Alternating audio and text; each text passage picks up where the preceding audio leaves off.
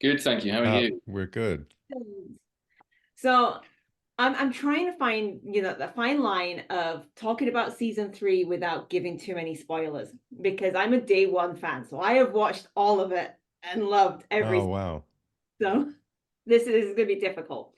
But can I jump straight in to you writing an episode of season three? Like, how did that conversation go? And you know, you had this connection to all these characters in a different way to what the other writers did. So what was it like writing that for you? I think it was just an amazing opportunity. We were a very, very tight group. Kieran and Tom are, I believe you guys were actually my first scene partners for the entire show. And so In the I've chicken, in the chicken in the shop. chicken coop, yeah, Yeah. Yeah, along we with were a bunch weather of cover because we actual had so dead much rain. chickens. Yeah. And so having that kind of connection and history with everybody, it just made it an incredibly special thing and an exciting thing to be able to offer them scenes or work that I felt like not only would they hopefully enjoy, but also they just smash. And, Karen and Tom are like prime examples of that in terms of their ability to work with anything. So they made me look very, very good. Oh, and with like Chao, I mean, he was such a diplomatic character. I want to say he could play all sides, and we finally got to see this huge development arc for him in season three. What was it like going from that start of, slowly getting to know him and then be able to see where he came from, what he did, what he actually wanted? A lot of that comes in the reflection through the other characters. And I think that for example, Kieran, if like our interactions, one of the things that I was looking back in one of the scenes when you kind of you warned me about the swordsman in an Yeah. earlier season. And Chow says, "Are you making a threat?" And then that whole situation kind of diffuses. And we've had a couple of interactions like that where their relationship is sort of it's kind of struggles through the facade of animosity, etc. Um, so I think that a lot of the times I look to the other actors as the way to find the humanity underneath Chow, and maybe Tom or Kieran can speak to like the way that they do that with their characters as well. Well, I mean, this is it's sort of linked to what you were saying, but this is one of the the the only show that I can really think of that I've worked on where there is just so much discussion between the actors. Like for me the most detail I've gone into with a company ever. The fact that we call it a company, it feels like a company really. Um, you know, that in and of itself is quite rare. But I do know what you mean. Really, like the amount of times. I don't know. I often found that there are certain qualities that Lee had that I didn't Mm-hmm. really realize that I had until later on. Do Mm-hmm. you know what I mean? All of Yeah. the dislikable qualities, I think, is probably the case, and maybe that was reflected to me through you being very honest with me at certain Yeah. point. Yeah, I think Yeah. that With Lee though, we got this very sort of like an idealistic character that, Mhm. he comes out and he wants to change the world, but he can't. There's not Mhm. much he can do. What was Mm. it like trying to bring that to life? Because we all say, oh, if we went back in time, we'd do this.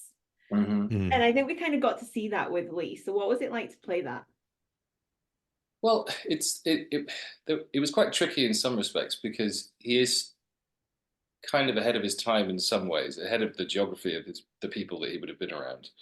Um, so I know that one of the things that I do like to do is go back and find some real examples of people who I can kind of base things on loosely in some way, shape, or form.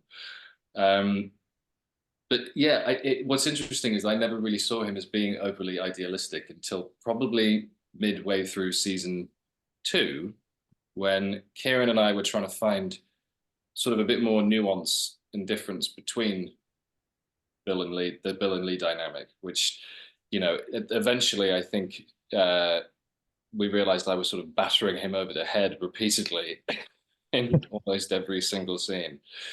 Um, I do enjoy that. Yeah, we did. Yeah, I do like I getting did battered. in particular. Um, but yeah, finding, I think that's what it wasn't particularly difficult because I think the show is so rich in so many different ways. So it is, I do try to bed myself in the sort of the history of it, but the show has so much charm to it, and there's also a genre that you can sort of lean into as well. There's a lot of different Mm. places that you can sort of hang your hat really in the scenes. And not only do you have that, but you also have these scene partners who you get on with and who are, I think everybody kind of feels that quality of the show. We all certainly did pretty quickly. Yeah. So We're really yeah, excited. Yeah, I sorry. mean, we're excited to kind of share that sort of, I think that's a very real thing that people can see Mm, and sense in the show. mm, And so when we launch on Netflix on the 16th, we're hoping that a new audience sort of taps into that. I think that the fan mm, base that we've accrued thus far has really responded to that. mm, Um, we've been relatively under the radar show, partially because of all of these mergers that have happened that have handed us off from one streamer to the next.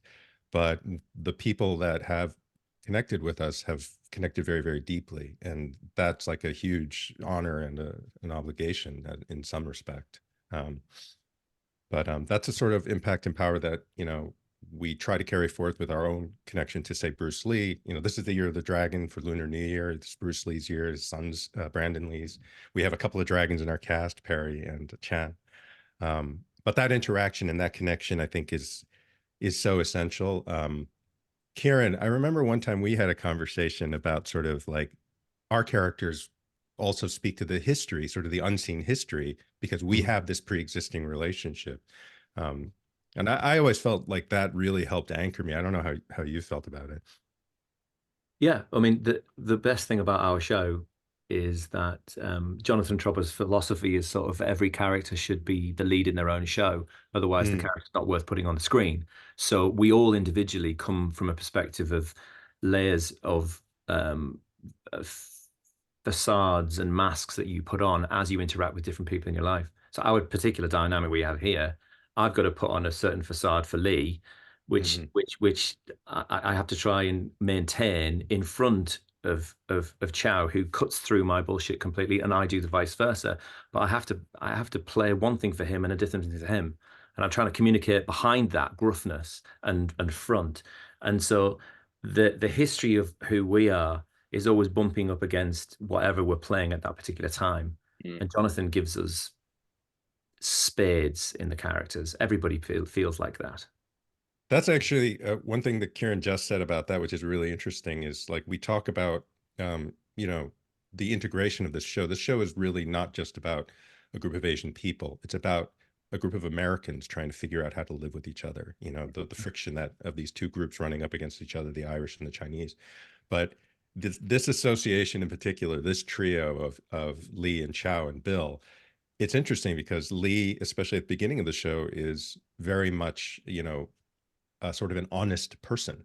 And both Chow and Bill are hiders and liars and people who put on masks as necessary. And so in that way, they have an understanding and a simpatico, and they're sort of allied against Lee, as sort of the outsider who hasn't really learned his lessons of Chinatown yet. And then that dynamic starts to shift in season 3 as Chow and Lee start to understand each other a little bit better. And Lee and Bill start to understand each other better. And Lee kind of comes around to sort of understanding perhaps why certain actions are necessary to survive in a world like this. Yeah. And I want You to say can't be naive. no, with Bill, we've got this rather relatable character, and he's a family man, but he wants to protect his job, but he semi wants to do the right thing as well for the people of Chinatown. Like he's treading that fine line. Yeah. What was it like trying to bring all these elements of the character together? It was it was the best job I've ever had. Mm. Is the short answer.